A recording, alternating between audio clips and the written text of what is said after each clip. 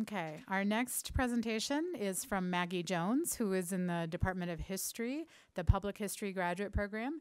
And the title of her presentation is A Decade of Dysfunction, Mismanagement of Sacred Spaces at Effigy Mounds National Monument.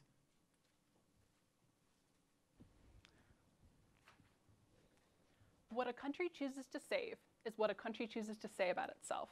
And nowhere is that more obvious than from the desecration of sacred space at Effigy Mounds National Monument. The monument was founded in 1949 to preserve sacred burial mounds along the Mississippi. Unfortunately, in recent years, the park has suffered from neglect due to willful insensitivity to Native Americans. Chronic underfunding, alongside the Park Service's prioritization of natural parks like Yellowstone over cultural and historic parks, has crippled the ability of the cultural parks to preserve America's indigenous past. Throughout its history, Effigy Mounds superintendents have prioritized development and tourism over the mission to preserve a sacred place.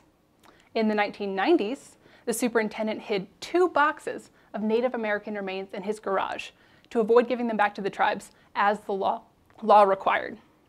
In 2001, the superintendent focused on building improvements and increasing visitor access. To increase access, they built boardwalks along the mounds to provide visitors a better vantage point. And when they decided to build those boardwalks, they gained approval to build them along an old roadbed. However, when construction began, they decided to move the location of the boardwalk closer to the mounds to provide visitors a better vantage point.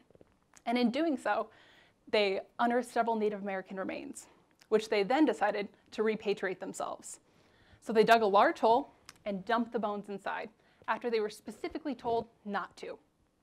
And in doing so, they willingly desecrated the remains of Native Americans whose modern-day ancestors were left uninformed. So how was the mission for preservation forgotten?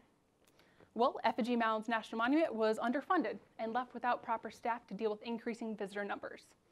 And this is not singular to Effigy Mounds.